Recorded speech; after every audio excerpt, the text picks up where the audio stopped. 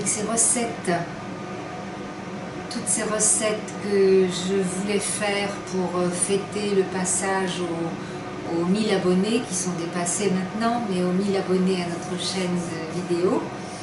Je continue là avec, pendant que le pain aux oignons et aux olives continue à déshydrater. D'ailleurs, à cause du bruit, je vais arrêter un peu le déshydrateur. Voilà, ce sera plus confortable au niveau bruit. Là, je vous propose une recette de truffes, une variété de truffes. C'est une recette qui est donnée par une dame d'un certain âge, qui est crudivore aussi depuis plusieurs années, qui a écrit un petit livre de recettes. C'est une américaine, Roberta. Et voilà, c'est sa proposition de truffes, très nutritive, comme vous allez le voir.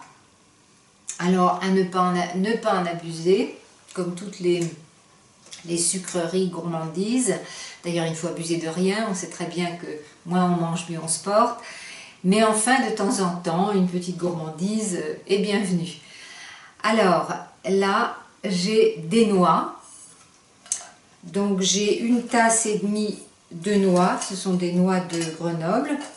Alors, si vous pouvez, vous les faites tremper et puis vous les déshydratez. C'est toujours mieux.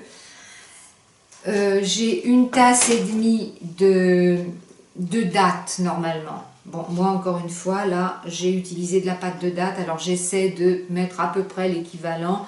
Je ne sais pas si ça fait vraiment l'équivalent. Mais sinon, les proportions, c'est 1,5 tasse de dattes. Alors, je vais d'abord mixer les noix avec ces dattes.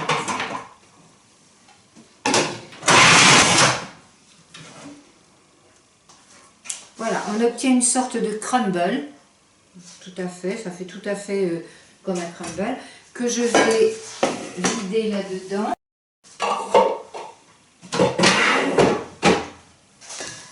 Voilà, et maintenant, je vais ajouter tous mes ingrédients. Alors, là, j'ai 4 cuillères à soupe de caroube. Vous pouvez mettre 4 cuillères à soupe de cacao. L'avantage de la caroube, c'est d'une part qu'elle est très riche en calcium, contrairement au cacao. Le cacao a des qualités, c'est vrai, mais il a un gros défaut, c'est son côté stimulant, et surtout certaines personnes ne le tolèrent pas, comme moi, pas très bien. La caroube, elle, convient en principe à tout le monde, si ce n'est pour une question de goût, mais sinon, au niveau tolérance, elle est à peu près tolérée par tout le monde. En plus, il semble qu'elle soutienne les glandes surrénales.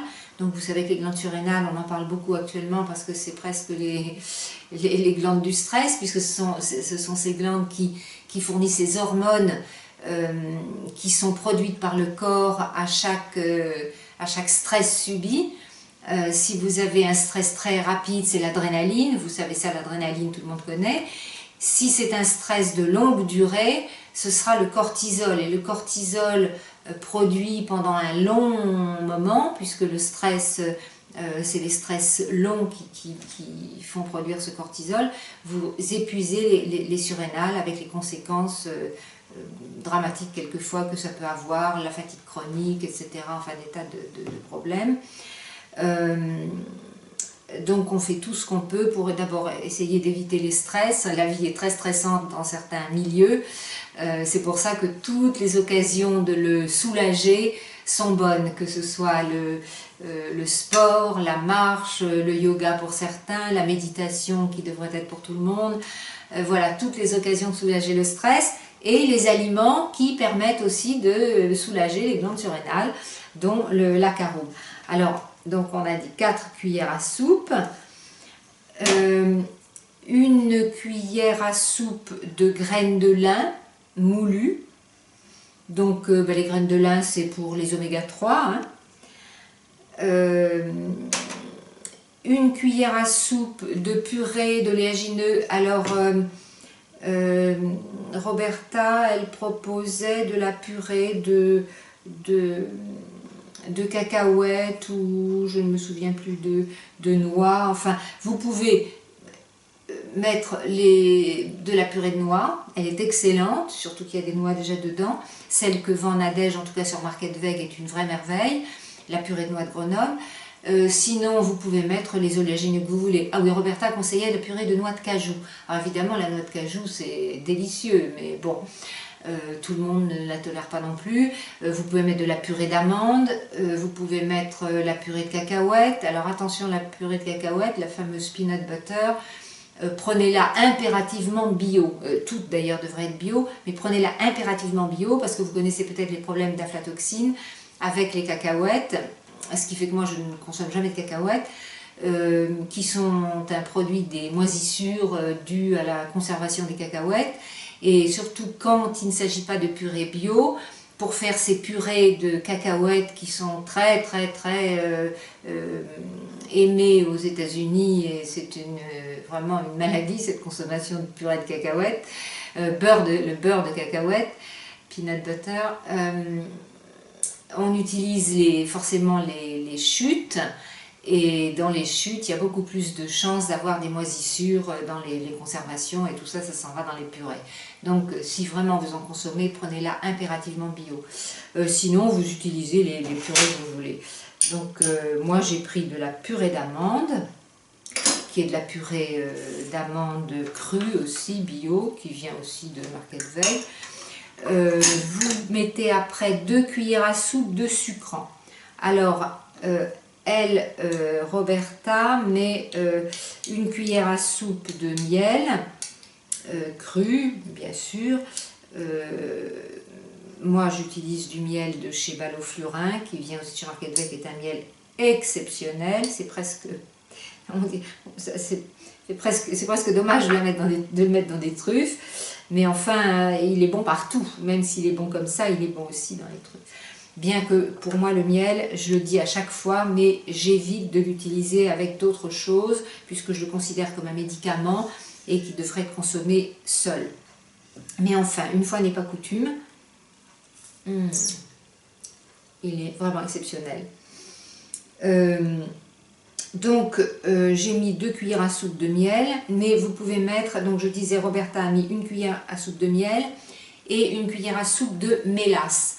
Vous trouvez aussi des mélasses de canne à sucre, qui sont des sucres très foncés, qui ont un goût très fort. Donc, ça apporte vraiment du caractère à votre, enfin, le produit que vous allez travailler avec. Alors, c'est au choix, hein. En tout cas, il y a 2 cuillères à soupe de sucrant. Vous pouvez aussi mettre du nectar de coco. C'est aussi très bon. Il y en a 2 variétés, je crois, chez Nadège. Il y a le clair et le foncé, donc un étant un peu plus concentré que l'autre, donc un goût un peu plus fort, qui est aussi un excellent sucre, si on peut dire que le sucre est bon. Bon, ça, c'est une autre discussion, mais enfin, en tout cas, prenons les moins mauvais. Alors, 1 cuillère à soupe de poudre verte, d'algues bleu-vert. Alors, Roberta, dans sa recette, a mis de la spiruline. Moi, j'en avais pas. Je n'ai jamais toutes les poudres vertes en même temps. Moi, j'alterne. Quand j'ai fini un paquet, je prends une autre variété pour stimuler le corps à chaque fois. Alors, vous pourriez mettre de la chlorella ou de l'algue E3-AFA, l'algue clamate. Ce sont toutes les algues bleu-vert sont toutes très nutritives de toute façon, toutes très riches en protéines, mais elles ont chacune leur spécificité, en plus de ce qu'elles ont en commun. Donc la spiruline, bon, elle a effectivement des qualités d'apport de protéines très importantes. La chlorella, elle a aussi ses qualités, mais elle a cette particularité de nettoyer les métaux lourds, ce qui est très précieux aussi à notre époque, où on est tous plus ou moins intoxiqués, à des degrés divers, selon notre exposition. Et l'algue clamate, elle, qui est aussi exceptionnelle, elle est reconnue pour stimuler la production de cellules souches. Alors voilà, je vous laisse chercher l'intérêt des cellules souches, qui sont à l'origine de toutes les cellules du corps. Donc moi, j'ai mis, c'est tout ce que j'avais pour le moment, de la clamate. de l'algue clamate. Alors, comme vous voyez, il y a vraiment un cocktail d'aliments, de choses très nutritives dans ces truffes. Et puis, on va mettre 2 cuillères à soupe de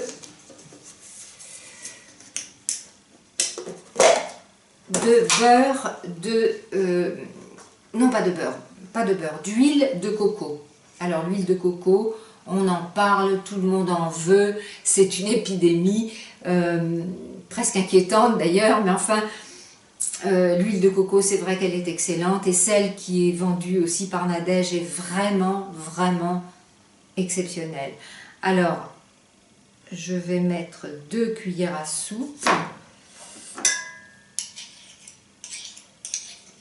Alors, selon la température, vous la trouverez carrément liquide ou très dure.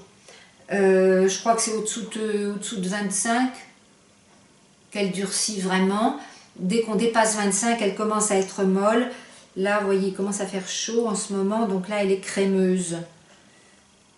Elle est vraiment... Oui, elle a un aspect de crème presque. Donc voilà, l'huile de coco. Et maintenant, il va falloir mélanger tout ça. Alors, vous pouvez commencer avec une cuillère pour incorporer un peu les ingrédients et puis commencer avec des mains très propres. Commencez à mélanger avec les mains. Quand vous mélangez avec les mains, vous essayez de transférer toute votre énergie. Donc, il faut que vous en ayez une bonne énergie, pleine de bonnes pensées, d'amour, en pensant à ceux qui mangeront les truffes. Ce sera peut-être vous, hein, seulement. Mais il faut d'abord commencer par s'aimer avant d'essayer d'aimer les autres. Donc voilà, là vous allez avoir vraiment des petites boules, on pourrait les appeler des petites boules énergétiques, hein, avec tout ce qu'il y a dedans. Là vous êtes sûr qu'il n'y a pas de conservateur.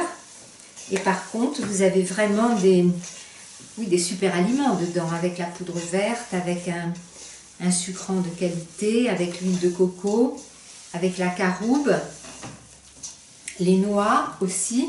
Alors évidemment, il faut essayer de bien mélanger tout parce que pour que vous n'ayez pas la poudre verte tout dans un coin et le miel tout dans l'autre. Et maintenant, vous essayez de faire des boules